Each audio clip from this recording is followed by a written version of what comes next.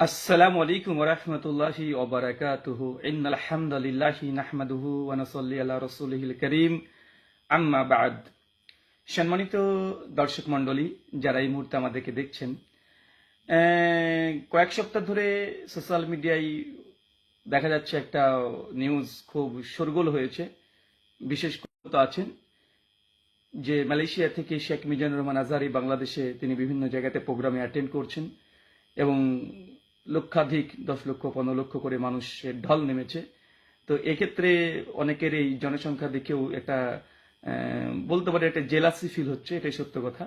তো যাই হোক, সেই সব ইস্যু নিয়ে আমরা কথা বলবো না। আজকে যে বিষয় নিয়ে কথা বলবো, যে মিজানুর রহমান আজহারী বছর 5 আগে তিনি কাউবা বলেছেন। এখন বছর 5 হোক আর আজকের দিনে হোক, এটাও ডাজ নট ম্যাটার। তিনি কাউবা বলেছেন, মানে গরুর রাখাল ছিলেন নবী, এটা তিনি বলেছেন। 1 বছর আগে হোক আর 50 বছর আগে হোক, তিনি বলেছেন। তো এক্ষেত্রে দেখা যাচ্ছে সুন্নি ঘরানার বেশ তারা ক্ষিপ্ত হয়ে উঠেছে, ক্ষেপে উঠেছে। এটা বলার কারণে তাকে তওবা করতে হবে, ইস্তেগফার করতে হবে, কাফের হয়ে গেছে, মুরতাদ হয়ে গেছে, অনেকেই আলোচনা করছে। তো আমি এখানে নিরপেক্ষ দৃষ্টিভঙ্গি নিয়ে আলোচনা করব। প্রথম কথা, যে মিজানুর রহমান আজহারী যে কথা বলেছেন কাউবাই তথা গরুর রাখাল ছিলেন, তো এক্ষেত্রে জবাব দেখলাম অনেকেই দিয়েছে, বিশেষ করে অনেক ওলামা এবং বিশেষ করে কিছু কিছু সাধারণ জনতাও তারা দিয়েছে যে সুন্নি ঘরানার কমপক্ষে 1 ডজন মুফতি সাহেব তারাও একটা গান গেয়েছে, একটা নবীর শানে একটা গান গেয়েছে, যে নবী রাখালের বেশে মা খাদিজার দেশে। তো এখানে তো সুন্নিরা একদম মোহাব্বত নিয়ে নবীর শানে নবী রাখালের বেশে মা খাদিজার দেশে এই শব্দ দিয়ে গান বলেছেন নবীর শানে। তো এটা নিয়ে পাল্টাপাল্টি কথা চলছে। তো এর মধ্যে টুক করে ঢুকে গেলেন আমাদের আলাউদ্দিন জিহাদি চাচা। তার তো স্বভাব আছে, আপনারা জানেন, ঢুকে পড়া, মানে লাইন টাইন ভেঙে ঢুকে পড়া তার অভ্যাস। তা তিনি ঢুকে পড়েছেন। ঢুকে পড়ে মিজানুর রহমান আজহারীকে অনেক উল্টাপাল্টা তিনি তো আলোচনা করেছেন। তারপরে যখন তাদেরই ঘরানার সম্ভবত ইমরান মাহমুদ বলে একজন, উনিও সুন্নি, উনি তখন আজহারীর যে রাখাল বয় বলেছেন বা গরুর রাখাল বলেছেন আজহারী সাহেব, তো ওই ইমরান মাহমুদ উনিও সুন্নি ঘরানার। তো এক্ষেত্রে তিনি আবার আলাউদ্দিন জিহাদি সহ সুন্নিরা যে নবী রাখালের বেশে মা খাদিজার দেশে এই যে নবীর শানে যে গান গিয়েছে এটা প্রচার করেছে। তো আলাউদ্দিন জিহাদি যেমন খোঁজে যাওয়া তেমন খোঁজে গিয়েছে, স্বাভাবিক তিনি খুঁজবেন এবং তিনার জেনে যেই ধরনের তাবিল করা, অপব্যাখ্যা করা, নিজে যেটা বলেছে সেটা ঠিক, তারা মানে আশেকে রাসূল, ঠিক আছে, তারা নবীকে যদি রাখালের বেশে বলে, এটাকে কথা তাবিল করতে শুরু করলো। কি বললো, চলেন আলাউদ্দিন জিহাদির আমি সে বক্তব্য শোনাবো আর ধারাবাহিক পর্যায়ে জবাব দেবো যে এরা মানে তাবিল, এদের তাবিল যে কত নিকৃষ্ট, ইহুদিদের চাইতে ভয়ঙ্কর তাবিল, ইহুদিরা এই ধরনের তাবিল করতো। চলেন আমি দেখাবো আলাউদ্দিন জিহাদি কিভাবে তাবিল করছে। আচ্ছা 1 মিনিট। আচ্ছা, আমার এই আলোচনা আপনারা যারা শুনতে পাচ্ছেন, আমার কোন পেজ, 1 সেকেন্ড আমি দেখে নিই। প্রবলেম হচ্ছে মনে হয়, আমার কি ফেসবুক পেজ থেকে চলছে না প্রোফাইল থেকে চলছে, আমি বুঝতে পারছি না। ও জি, শুক্রান। আমি চলেন আলাউদ্দিন জিহাদির কথা বাই কথা, পয়েন্ট বাই পয়েন্ট ধরে জবাব দেব। আচ্ছা চলেন, এই যে আমাদের আলাউদ্দিন জিহাদির চাচা চলে এসেছে, একটু হুঙ্কার দিবে, চিৎকার দেবে, কঠিন চিৎকার দিতে পারে, ঠিক আছে, সমস্যা নেই, কঠিন চিৎকার দিতে পারে। চলেন দেখি। সরাসরি রাখাল বলা আর রাখালের দেশে বলা দুইটা এক না।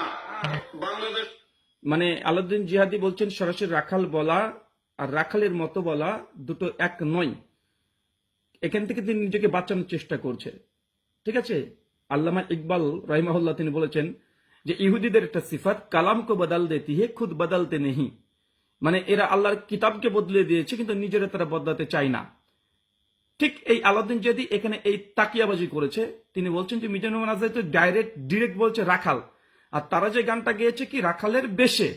তো দুটোর মধ্যে পার্থক্য আছে, রাখাল বলা রাখালের বেশে বলা, এটা পার্থক্য আছে।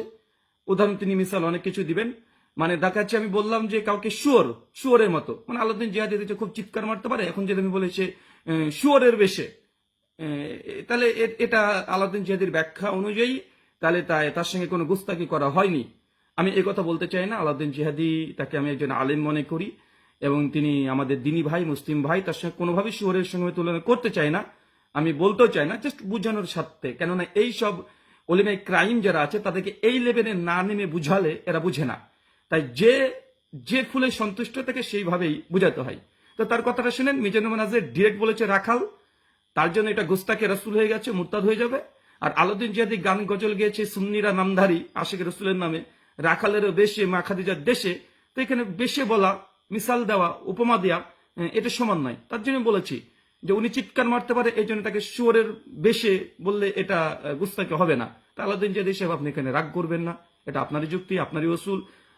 এটা একটা just antivenom, tit for tat factory. চলেন আবার শুনি। সরাসরি রাখাল বলা আর রাখালের বেশে বলা দুইটা এক না। বাংলাদেশ সরাসরি রাখাল বলা, রাখালের বেশে বলা সরাসরি মানে দুটো এক নয়, অবশ্যই এক নয়। তবে নবীর শানে এই শব্দটা প্রয়োগ করাটা মানে করাটাই এটা বেঈমান হয়ে যাওয়ার জন্য যথেষ্ট। আশিক রাসূল দাবি করে এটা আপনার স্বামী ব্যবহার করতে পারি, সাধারণ আমজদের সঙ্গে ব্যবহার করতে পারি, রাখাল বা রাখালের বেশে। নবীর শানে রাখালের বেশে শব্দ আসবে কিভাবে, কেন আসবে? যে দলিল আপনারা দিয়েছেন অঞ্জুর বলো মানে রাইনা বলো, রাইনা বলো না উনজুর না বলো, সূরা বাকারার যে আয়াত, তো এখানে আপনি যে দলিল দিয়ে মিজানুর রহমান আজহারীর প্রতি অভিযোগ করেছেন সেম একই দলিল আপনার প্রয়োগ হবে, একই দলিল। সেম একই দলিল দিয়ে মিজানুর রহমান আজহারীকে যেমন আপনি রাইনা আল্লাহ সুবহানাহু বলতে নিষেধ করেছে, আপনি এখানে উপমা পেশ করছেন সে রাইনা।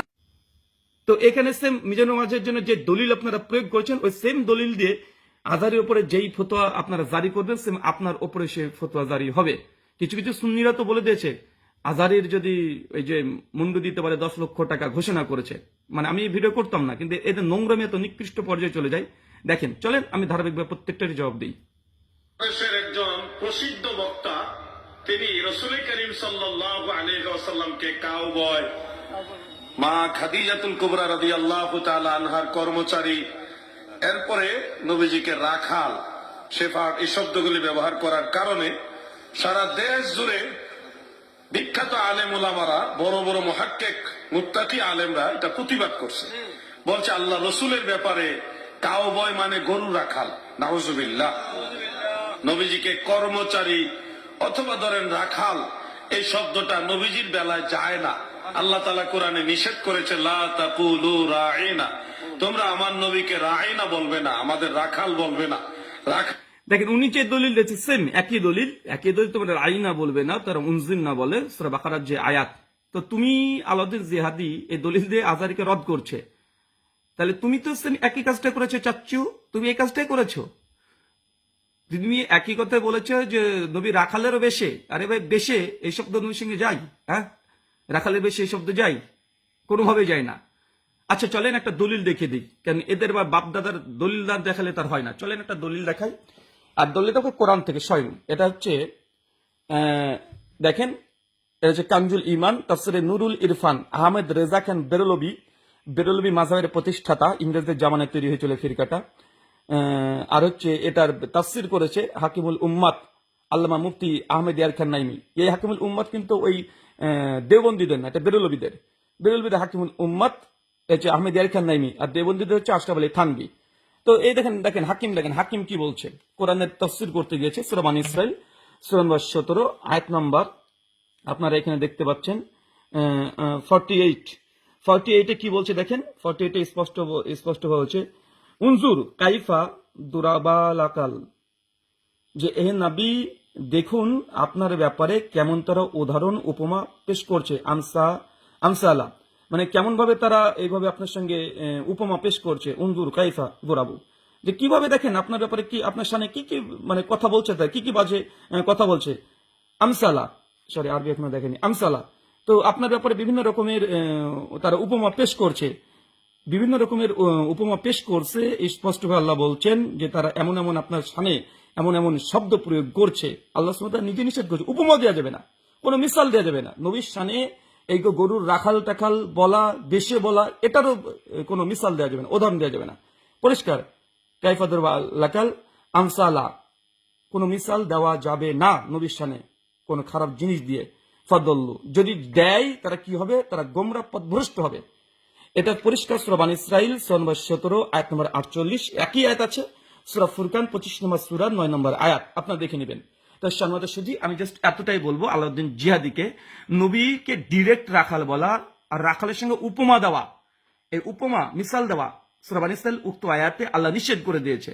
তাই আজহারী যে পাপে পাপী, তুমি সেই পাপে পাপী। আর আলাউদ্দিন জিহাদি যদি পাপী না হয় তো আজহারীও পাপী নয়।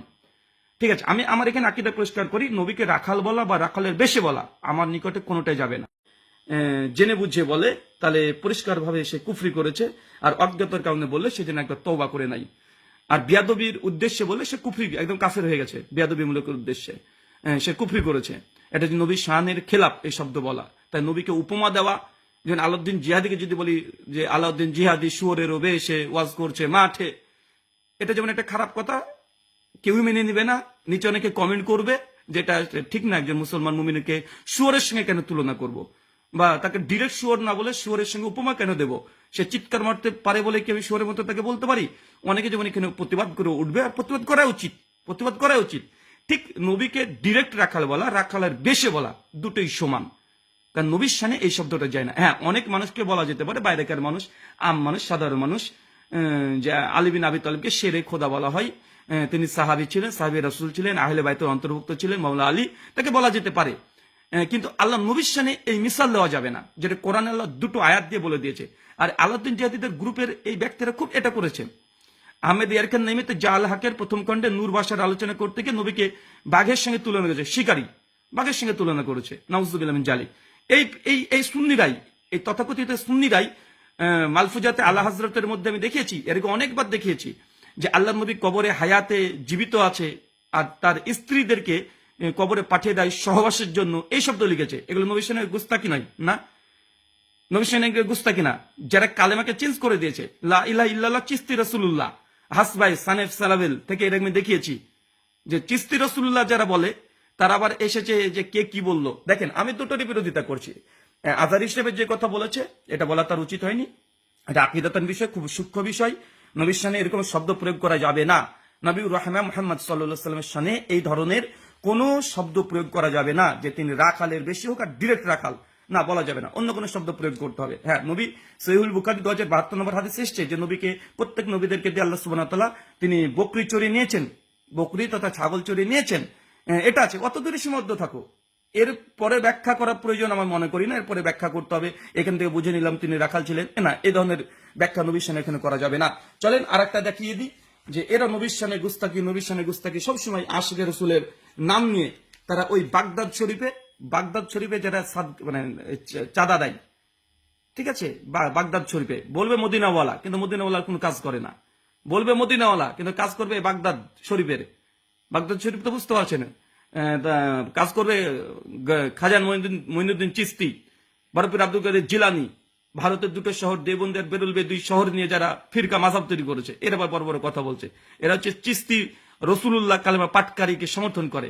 চলেন আমি একটা দেখাই, দেখেন একই সূরা কাহাফ সূরা নম্বর 18, তাফসিরে কানজুল নুরুল ইরফান, এটা কানজুলি মানে নুরুল ইরফান ব্যাখ্যা, সূরা কাহাফ 18 নম্বর সূরা, এর দেখেন 74 নম্বর আয়াতের ব্যাখ্যা, টিকা নম্বর 63তে কি লিখছে দেখেন, বলছে এ থেকে বোঝা গেল যে সম্মানিত নবীগণের সামান্য ভুল ত্রুটি হয়ে যায়, নাউজুবিল্লাহ মিন যালিক, নবীদের ভুল ত্রুটি হয়ে যায়, তাই বলছে। তো গুস্তাক, এরা গুস্তাক রাসূল কি রাসূল নয়।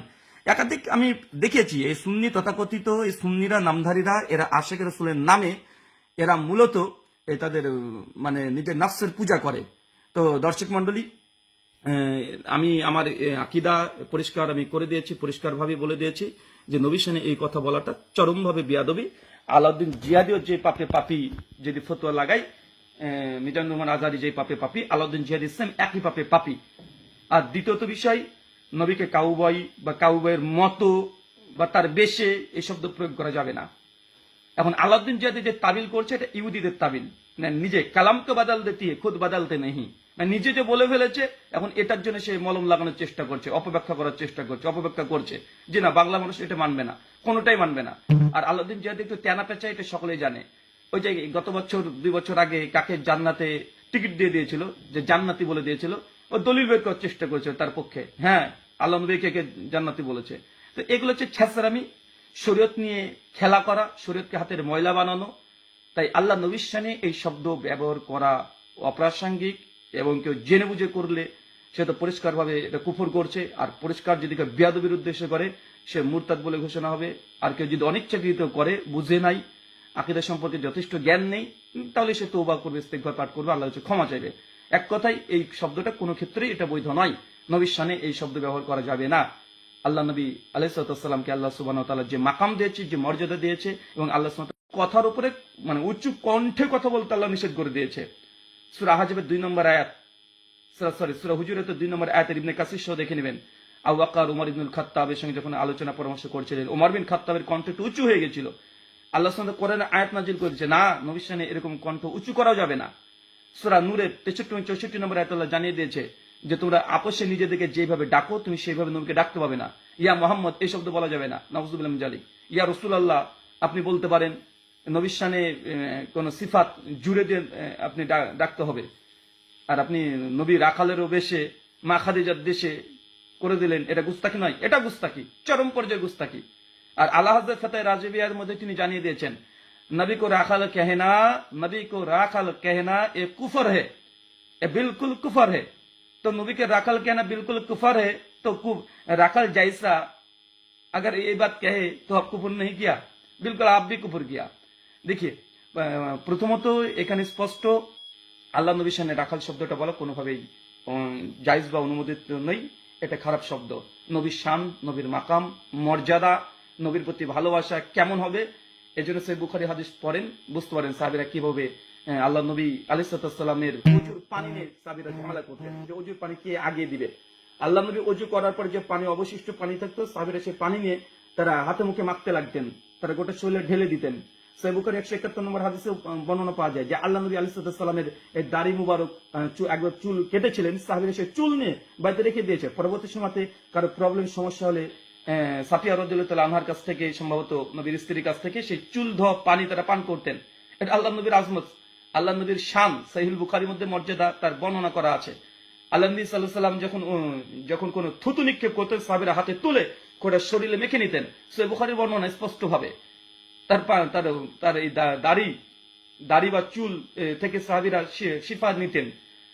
আলহামদুলিল্লাহ। তাই নবীর শানে এইসব ফেরকায় বেরলভী লাহাবি যারা আছে, তারা এই দাবি করে যে তারা আশিক রাসূল, তারা আশিক রাসূল নয়, তারা কোনোভাবে আশিক রাসূল নয়। তাদের গুস্তাকি এত পরিমাণে নবীর শানে আছে, মহব্বতের নামে তারা গুস্তাকি করেছে। শিয়ারা যেমন আহলে বাইতের শানে, তারা মহব্বতের নামে তারা আহলে বাইতের শানে অনেক গুস্তাকি করে, নোংরা নোংরা বাজে শব্দ বলে। যেমন ঈসাই খ্রিস্টানরা নবী ঈসার শানে তারা মহব্বতের নামে তারা নবী ঈসাকে গুস্তাকি করেছে।